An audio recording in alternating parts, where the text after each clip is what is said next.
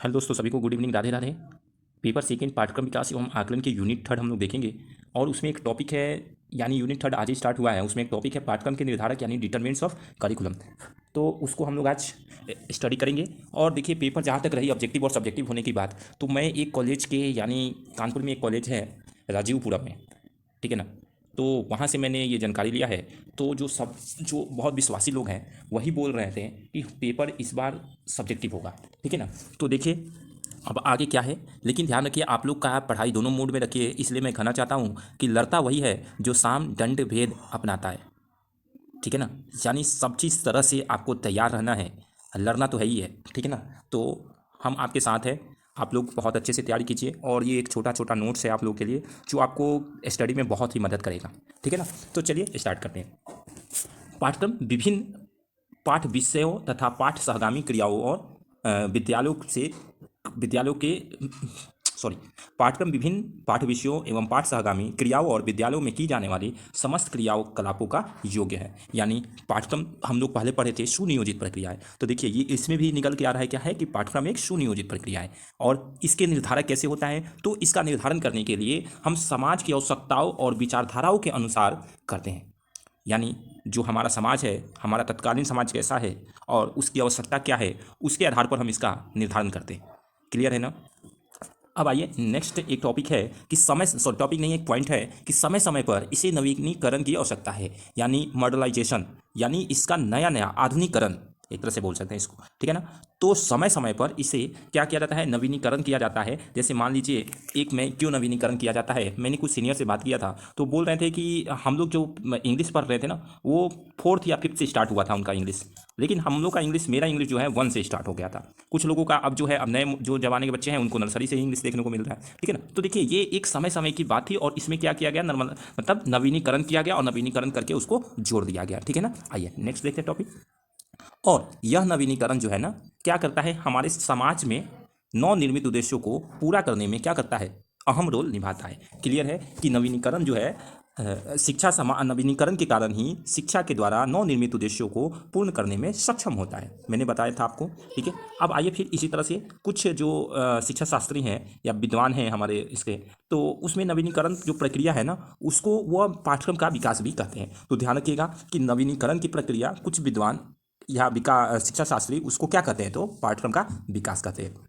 आइए दोस्तों, कुछ बहुत महत्वपूर्ण परिभाषा है तो उनको भी जानना बहुत जरूरी है। ये हैं हिल्डन टाबा, जो अभी हम लोग एक नंबर जो टॉपिक है उसमें इनके बारे में, प्रतिमान के बारे में पढ़ेंगे, ठीक है ना। लेकिन यहाँ पे ये इनका एक परिभाषा है और बहुत ही इंपॉर्टेंट चीज़ है ये। पाठ्यक्रम परिवर्तन तथा अर्थ एक प्रकार का एक संस्था को परिवर्तन करना है, ठीक है ना। तो ये डिफिनेशन याद कर लीजिएगा और हर जगह आप सब्जेक्टिव में भी लिख दीजिएगा, तो एग्जामिनर बहुत खुश हो जाता है इस परिभाषा से, ठीक है, और नंबर अच्छे हो जाते हैं। और साथ में और ऑब्जेक्टिव में भी पूछा जा सकता है, ये देकर इसका कथन दे दिया जाएगा, पूछा जाएगा ये किसका है, तो हिल्डन टापा का याद कर लीजिएगा। और दो चार लोग हैं उनका भी आप याद कर लीजिएगा। बहुत इंपॉर्टेंट चीज़ें हैं जो इंपॉर्टेंट है इस नोट्स में आपको अवेलेबल है। पाठ्यक्रम के निर्धारक में दार्शनिक प्रभाव। देखिए, दार्शनिक प्रभाव क्यों पड़ता है, पूछा जा सकता है सब्जेक्टिव में कि पाठ्यक्रम के निर्धारक होता है ना, तो उसमें दार्शनिक प्रभाव क्या है।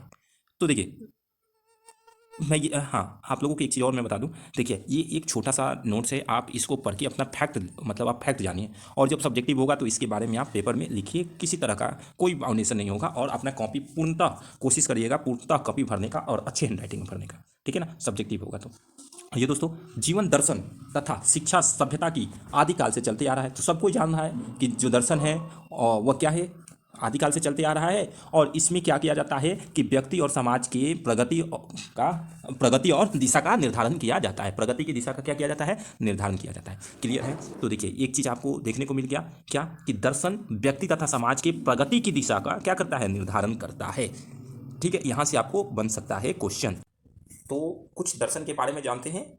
तो देखिए, ये आप जब सजा सजा के लिखोगे ना ऐसे, तो एग्जामिनर पर एक अलग इफेक्ट पड़ेगा, ठीक है। तो देखो, दर्शन शब्द आंग्ल भाषा के फिलोसफी शब्द का हिंदी रूपांतरण है। फिलोसफी यूनानी शब्द के दो शब्द फिलो प्लस सोफिया से मिलकर बना है, जिसका अर्थ है ज्ञान से प्रेम, यानी ज्ञान के लिए प्रेम। तो देखो, फिलो प्लस सोफिया का अर्थ होगा क्या, ज्ञान के लिए प्रेम, ठीक है ना। तो जब आप इसको ब्लू ब्लैक करके ऐसे लिखोगे और थोड़ा सा ब्रैकेट में डाल कर इसको लिखोगे ना, तो बहुत अच्छे नंबर पालोगे। यदि साथ में ऑब्जेक्टिव होगा तो यहीं से ऑब्जेक्टिव भी बन के आ जाता है कि फिलो का मीन्स क्या होता है, सोफिया का मीन्स क्या होता है, ठीक है, या फिलो प्लस सोफिया का मीन्स क्या होगा, यानी अर्थ क्या होगा, तो आपको बताना होगा, ठीक है ना।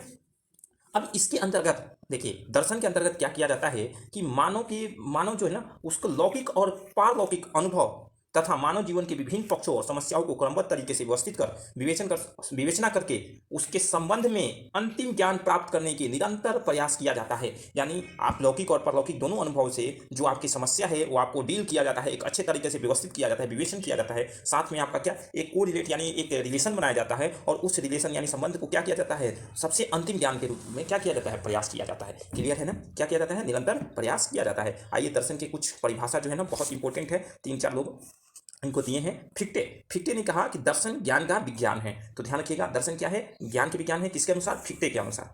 आइए नेक्स्ट देखिए, अरस्तु के अनुसार, अरस्तु दर्शन एक ऐसा विज्ञान है जो परम तत्व और स्वरूप के क्या करता है, स्वरूप का जांच करता है। क्लियर है ना, स्वरूप की जांच करता है। तो ये है अरस्तु का कथन। ठीक है ना। अब आइए कुछ हम इसके पाठ्यक्रम को परिवर्तन में, यानी पाठ्यक्रम जब हम निर्धारण करते हैं तो उसमें कुछ दार्शनिक विचारधाराएं हैं ना, वो क्या करते हैं, उसको प्रभावित करते हैं। तो देखिए, दार्शनिक विचार आप लोग जानते हैं, आदर्शवाद है, प्रकृतिवाद है, यथार्थवाद है, ठीक है, तो प्रयोजनवाद है। तो ये सब में कुछ ना कुछ क्या है, पाठ्यक्रम में परिवर्तन हुआ है। तो दोस्तों आइए हम एक एक करके इसके बारे में जानते हैं। और देखिए, हमारा काम है दोनों मोड से तैयारी करना। ठीक है ना। जब तक कोई ऑफिशियल एग्जैक्ट न्यूज नहीं आ जाता है तब तक हम लोग क्या करेंगे, दोनों मोड से तैयारी करेंगे। आइए नेक्स्ट देखते हैं।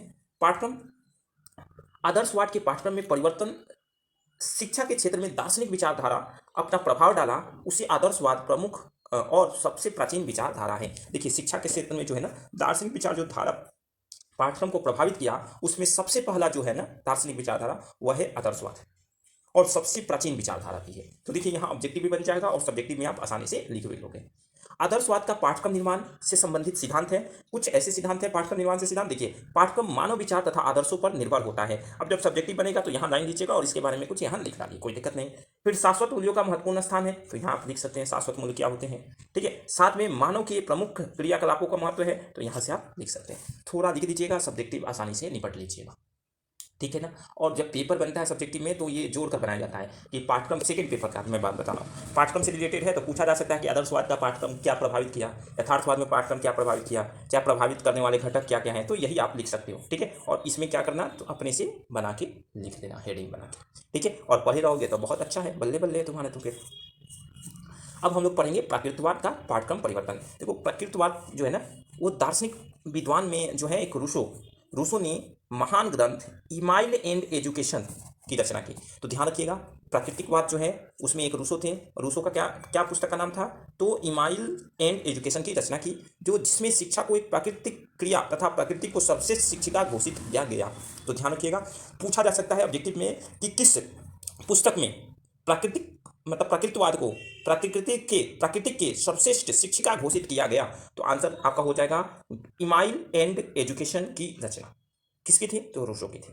रूसो क्या थे, तो प्रकृतिवादी दार्शनिक थे। क्लियर है, यहां से आप स्पष्ट बन जाओगे, सबसे समझ में आ गया। फिर आ जाओ, प्रकृतिवादियों ने शिक्षा के लक्ष्य बालकों के पूर्ण विकास मानते हैं। देखियो, जो है ना प्रकृतिवादी के जो लोग हैं ना, वो क्या करते हैं, बालक के संपूर्ण जो विकास है, पूर्ण विकास है, उसको ये क्या करते हैं, मानते हैं, और कहते हैं कि शिक्षा ऐसी होनी चाहिए जिसमें बालकों के मूल प्रकृति और उनके योग्यता, मूल प्रवृत्ति, रुचि और क्षमताओं को स्वाभाविक क्रिया के अनुरूप हो। ठीक है ना, यानी जिसमें बच्चा रुचि ले, उसका योग्यता हो, ठीक है, साथ में उसके मूल प्रवृत्ति भी है।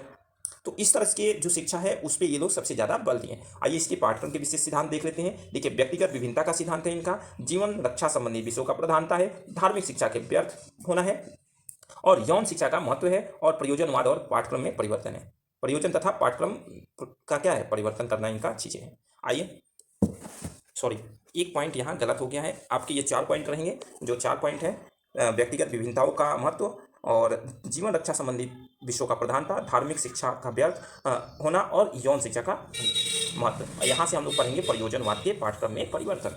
तो दोस्तों, ये एक नवीन विचारधारा है, थोड़ा सा PDF गलत बन गया है, इसको हमें क्या करना चाहिए, हेडिंग बनाना चाहिए था, बन गया है इसका हेडिंग। ठीक है ना, चलिए कोई बात नहीं। देखिए, प्रयोजनवाद दर्शन शास्त्र की सबसे नवीन विचारधारा है। आइए, प्रयोजनवाद को हम क्या कहते हैं, तो देखिए इसको हम 2 उपनाम जानते हैं, एक प्रयोगवाद और एक फलवाद भी इसे कहा जाता है। और दोस्तों, इसमें जो है ना, वस्तु सिद्धांत और नियमों को सत्य माना जाता है, यानी जो वास्तविक चीजें हैं ना, उसको क्या माना जाता है, सत्य माना जाता है, यानी प्रयोग किया जाता है उन पे और उसको ही माना जाता है। ठीक है ना। और प्रयोजनवाद में विचार शिक्षा के दर्शन और प्रयोगशाला के रूप में मानते हैं। ठीक है। साथ में आपको प्रयोजनवाद विचारधारा के पाठ्यक्रम का सिद्धांत है, आइए देख लीजिए कुछ सिद्धांत। उपयोगिता का सिद्धांत है, सहसंबंध एकीकरण का सिद्धांत है, बाल विकास पाठ्यक्रम के सिद्धांत है, बालक क्रियाओं के अनुरूप सिद्धांत है, यथार्थवाद का सिद्धांत है। ठीक है ना, तो ये आपका हो गया डिटेल्स, और इसमें से आप लिख सकते हो कि प्रयोजनवाद के सिद्धांत क्या थे, पाठ्यक्रम के सिद्धांत क्या थे। ठीक है ना दोस्तों, आइए अब हम लोग पढ़ेंगे यथार्थवाद। देखिए, यथार्थवाद का जन्म 17वीं शताब्दी में हुआ, जिसका अभिप्राय है वस्तु संबंधित, यानी जो दिख रहा है वही सत्य है। वास्तविक जीवन में जो दिख रहा है ना, वही क्या है, सत्य है, अन्यथा कुछ नहीं सत्य है। ठीक है, इनका कहना यही है, बाकी चीज से कोई मतलब है ही नहीं। ये सीधे कहते हैं कि जो हमारे आंखों के सामने है वही सत्य है। आइए, यथार्थवाद विचारधारा शिक्षा के वास्तविक जीवन को तैयार मानते हैं और वर्तमान में व्यवहारिक जीवन को महत्व प्रदान करते हैं। आइए, यथार्थवादियों को सिद्धांत हम लोग कुछ देखते हैं। जैसे पहला सिद्धांत है इनका उपयोगिता का सिद्धांत, व्यापकता का सिद्धांत, सहसंबंध एकीकरण का सिद्धांत, वर्तमान एवं आवश्यकता का सिद्धांत, क्रिया प्रधान सिद्धांत, व्यक्तिगत विभिन्नता का सिद्धांत, प्राकृतिकवाद घटना का सिद्धांत। तो दोस्तों ये है हमारा इनका सिद्धांत। ठीक है ना, इनका यथार्थवादियों का सिद्धांत है। आइए इसके कुछ घटक भी देख लेते हैं। पाठ्यक्रम विकास के घटक, शिक्षक अन्वेषण, अन्वेषण के प्रारूप और मूल्यांकन इसके प्रमुख घटक हैं, और पृष्ठपोषण। आइए कुछ नोट्स समझ के देखते हैं बढ़िया सा।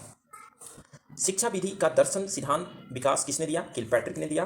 और साथ में आपको यह भी पूछा जा सकता है प्लेटो का पाठ्यक्रम बौद्धिक, कलात्मक और नैतिकता पर आधारित है।